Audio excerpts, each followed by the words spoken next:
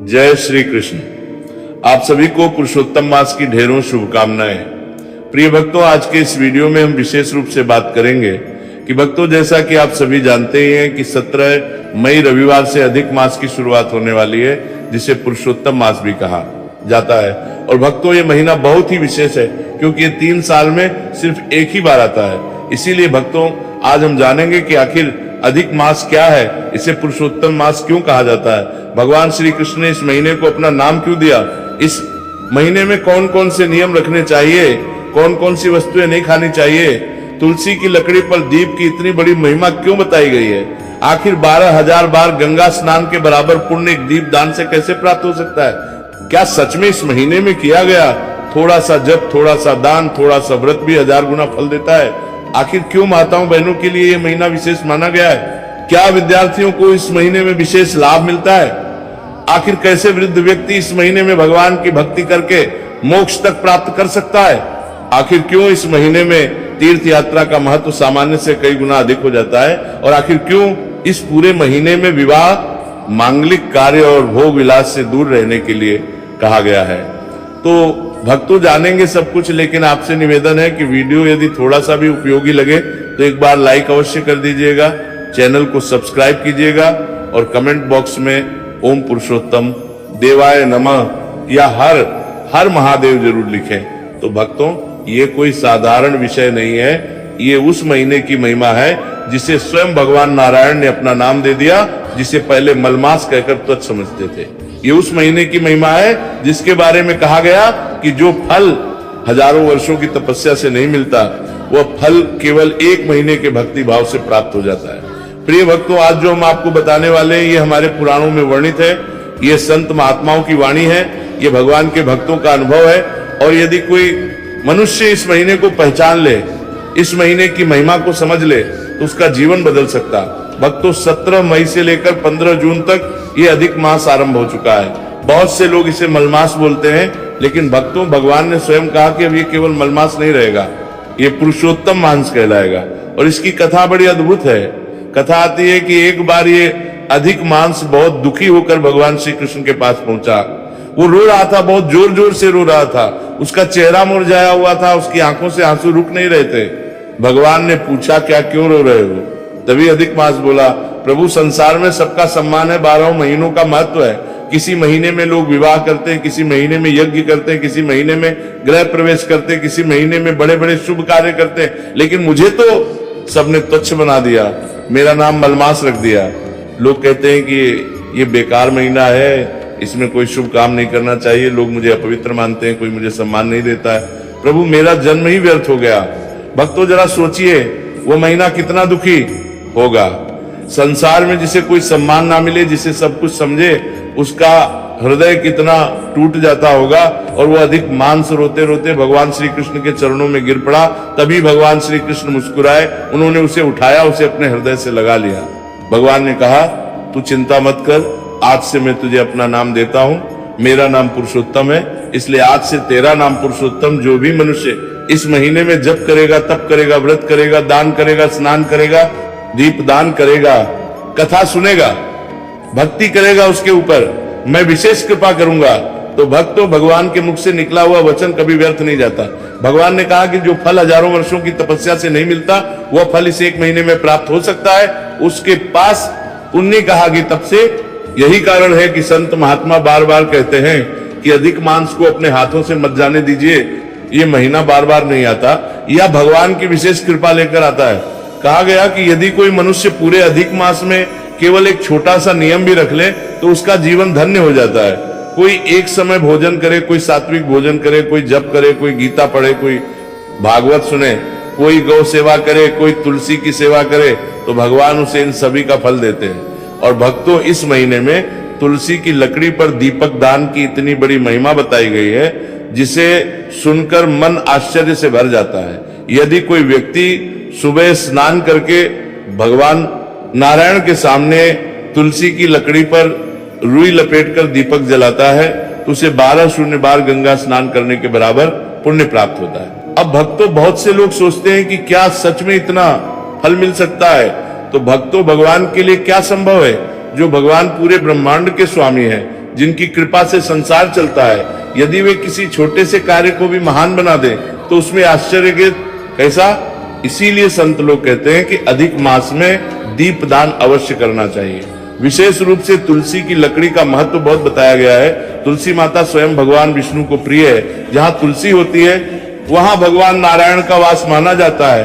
और जब तुलसी की लकड़ी पर दीप जलाया जाता है तब वो केवल एक दीप नहीं रहता, वो भक्ति का प्रतीक बन जाता है। अब भक्तों, इस महीने में भोजन के भी विशेष नियम गए हैं। कहा गया कि इस महीने में अन्न ग्रहण करना चाहिए। अब बहुत लोग पूछते हैं कि भविष्ययान अन्न क्या होता है। तो भक्तों, भविष्य अन्न वो होता है जिसकी आहुति यज्ञ में दी जाती है, जैसे जौ, तिल, घी, चावल, दही आदि। इस महीने में घी का बहुत महत्व बताया गया है, तिल का बहुत महत्व बताया गया है, जौ का बहुत महत्व बताया गया है।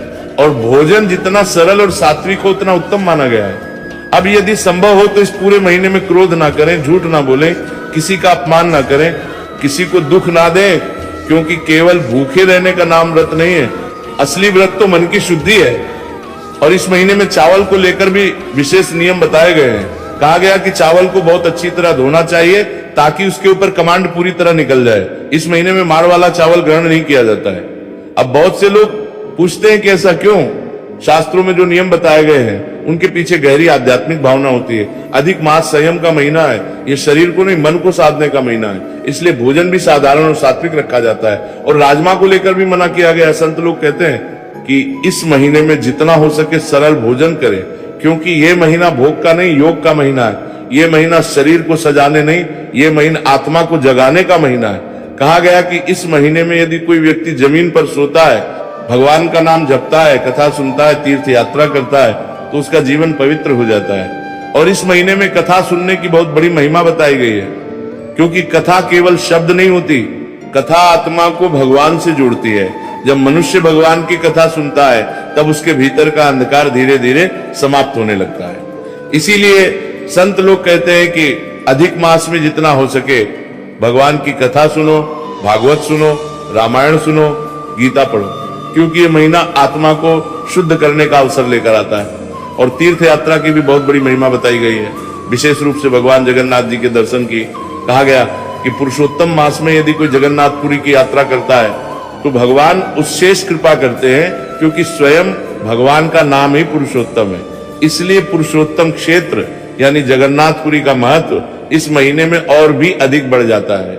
इसी के साथ यदि संभव हो तो इस महीने में वृंदावन जाओ, काशी जाओ, प्रयाग जाओ, हरिद्वार जाओ, जगन्नाथपुरी जाओ। और यदि कहीं ना जा पाओ तो अपने घर में ही भगवान का स्मरण करो, क्योंकि भगवान केवल तीर्थों में नहीं रहते, भगवान तो सच्चे भक्त के में रहते हैं। अब अधिक मास की महिमा जितनी कही जाए उतनी कम है।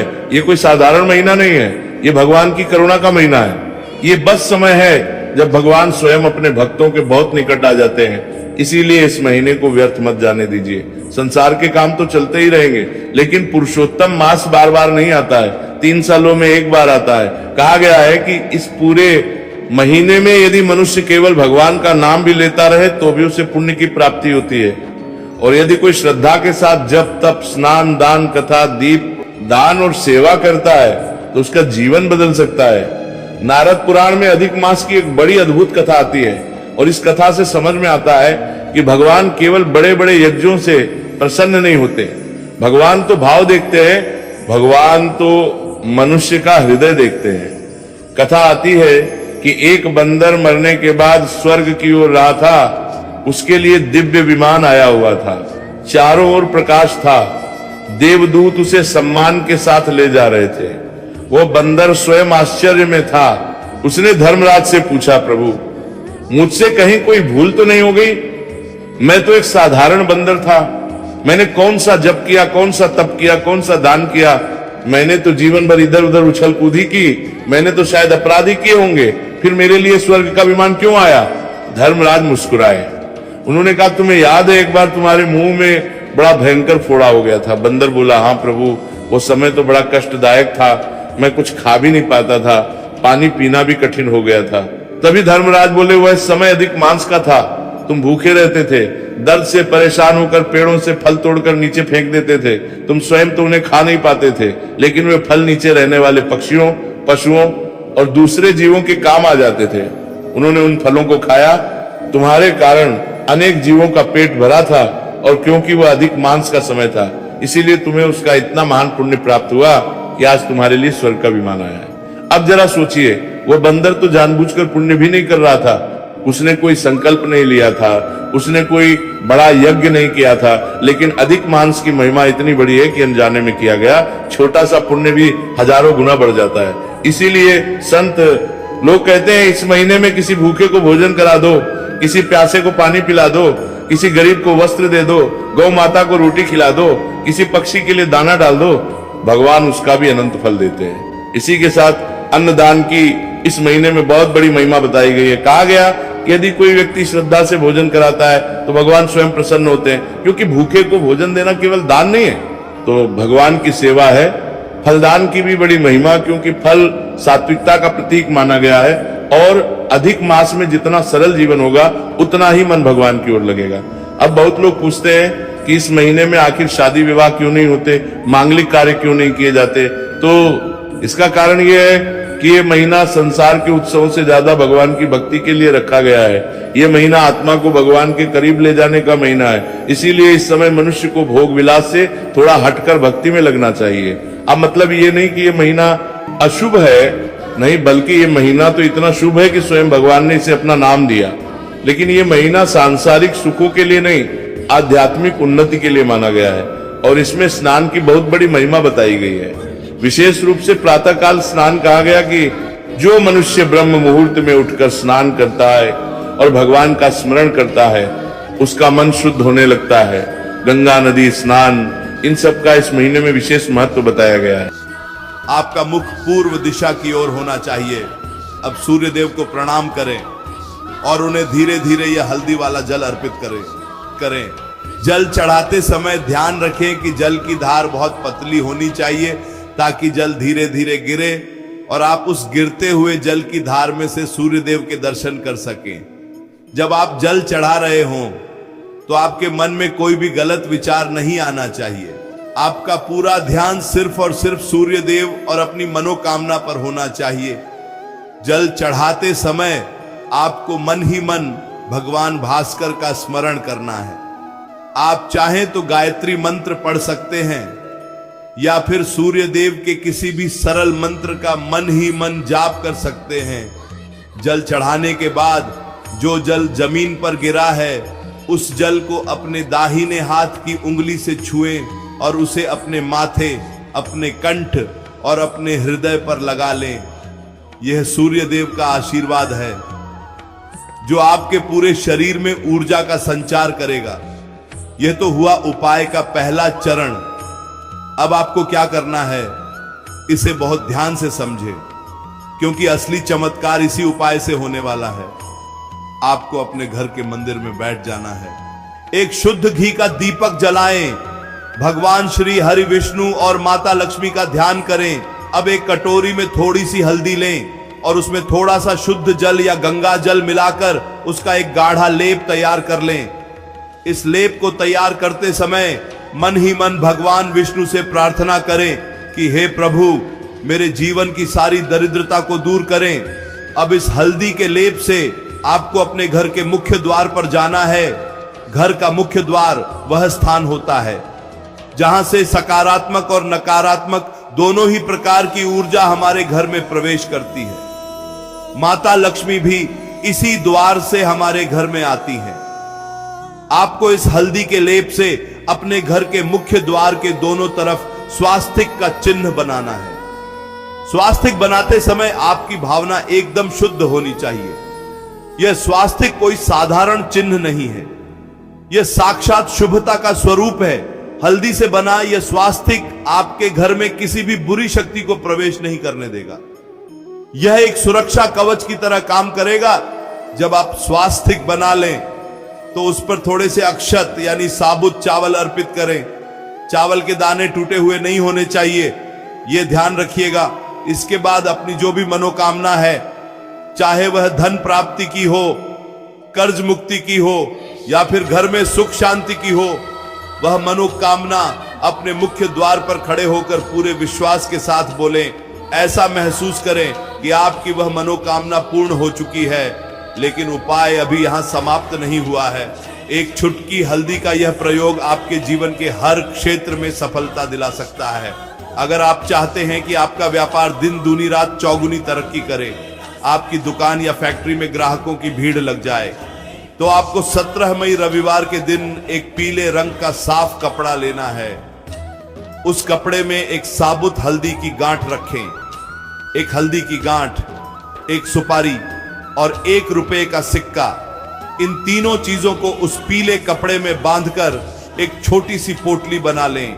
इस पोटली को अपने घर के मंदिर में भगवान विष्णु के चरणों में रखें और इसकी विधिवत पूजा करें, धूप दीप दिखाएं और प्रार्थना करें। इसके बाद इस पोटली को वहां से उठाकर अपने व्यापार स्थल पर ले जाएं, जहां आप पैसे रखते हैं, गल्ले में या अपनी तिजोरी में। इस हल्दी की पोटली को स्थापित कर दें। आप देखेंगे कि कुछ ही दिनों में आपके व्यापार में कैसे चमत्कारिक बदलाव आने लगते हैं। जो पैसा पहले रुका हुआ था वह अचानक से आने लगेगा और आपके काम में जो भी अड़चनें आ रही थी वह हमेशा के लिए समाप्त हो जाएंगी। अगर आपके घर में कोई व्यक्ति लंबे समय से बीमार है, दवाइयां असर नहीं कर रही हैं, तो हल्दी का यह उपाय उनके लिए भी किसी संजीवनी से कम नहीं है। रविवार के दिन एक तांबे के लोटे में जल लें, उसमें एक छुटकी हल्दी मिलाएं और इस जल को उस बीमार व्यक्ति के सिर के ऊपर से 7 बार घुमा लें, यानी कि वार लें, और फिर इस जल को ले जाकर किसी पीपल के पेड़ की जड़ में डाल दें।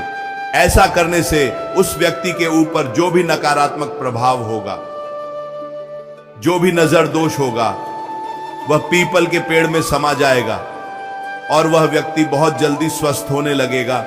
नौकरी पेशा लोगों के लिए भी हल्दी का यह उपाय बहुत लाभकारी है। अगर आपको प्रमोशन नहीं मिल रहा है, बॉस आपकी मेहनत को नहीं समझ रहे हैं, तो रविवार के दिन जब आप घर से बाहर निकलें तो अपने माथे पर हल्दी का एक छोटा सा तिलक जरूर लगाएं।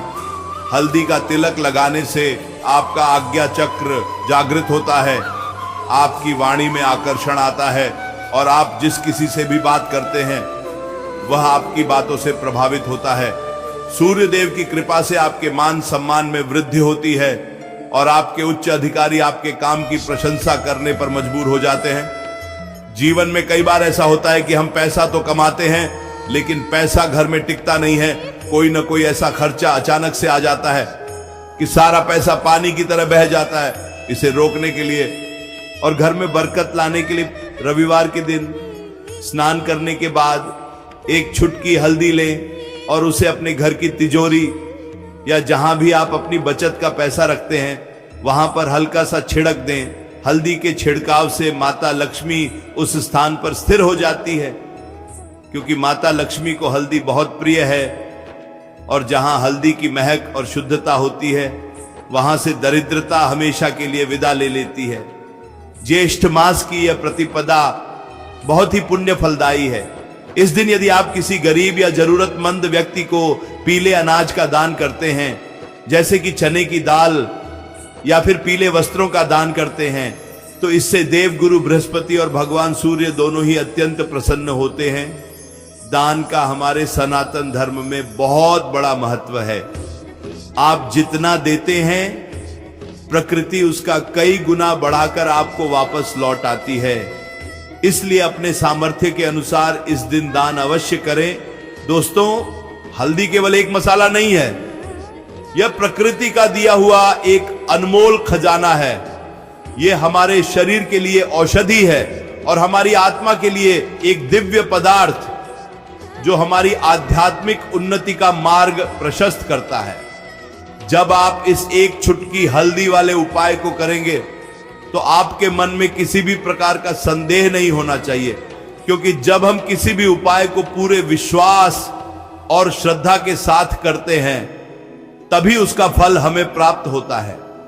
अगर मन में यह शंका होगी कि पता नहीं इससे कुछ होगा या नहीं, तो वह उपाय कभी भी सफल नहीं हो सकता।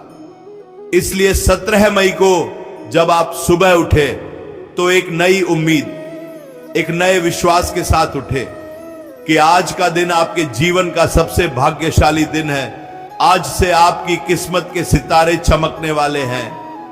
सूर्य देव की पहली किरण के साथ ही आपके जीवन का अंधकार हमेशा के लिए मिटने वाला है और हल्दी की पीली चमक आपके जीवन को सुख, समृद्धि और ऐश्वर्य से भरने वाली है। आप इस उपाय को अपने परिवार के अन्य सदस्यों से भी करवा सकते हैं। बच्चों को भी स्नान के जल में हल्दी डालकर नहलाएं, इससे उनका स्वास्थ्य अच्छा रहेगा और पढ़ाई में उनका मन लगेगा। जो कन्याएं विवाह योग्य हैं और उनके विवाह में कोई बाधा आ रही है, रिश्ते आते हैं लेकिन बात पक्की नहीं हो पाती, तो उन्हें भी रविवार के दिन स्नान के बाद एक चुटकी हल्दी को जल में घोलकर सूर्य देव को अवश्य अर्पित करना चाहिए। इससे उनके विवाह के योग्य बहुत जल्द बन जाएंगे और उन्हें एक सुयोग्य और संस्कारी जीवन साथी की प्राप्ति होगी। पति पत्नी के बीच यदि अनबन रहती है, छोटी छोटी बातों पर झगड़े होते हैं, तो रविवार के दिन घर के सभी कोनों में हल्दी वाले जल का थोड़ा थोड़ा छिड़काव कर दें। इससे घर का वातावरण शुद्ध होगा, घर के सदस्यों के बीच प्रेम बढ़ेगा और सारी नकारात्मकता घर से बाहर निकल जाएगी। आप खुद महसूस करेंगे कि आपके घर में कितनी शांति आ गई है। यह उपाय बहुत ही चमत्कारी है और सदियों से हमारे पूर्वज इन उपायों को करते आ रहे हैं। आज के इस आधुनिक युग में हम अक्सर इन छोटी छोटी लेकिन अत्यंत प्रभावशाली चीजों को भूल जाते हैं और अपनी समस्याओं के समाधान के लिए दर दर भटकते हैं। लेकिन सच्चाई तो यह है कि हमारे घर की रसोई में ही हमारी कई समस्याओं का समाधान छिपा है। बस जरूरत है तो उसे सही समय पर और सही तरीके से इस्तेमाल करने की। 17 मई रविवार के दिन किया गया यह एक छुटकी हल्दी का उपाय आपके लिए एक वरदान साबित होगा। इस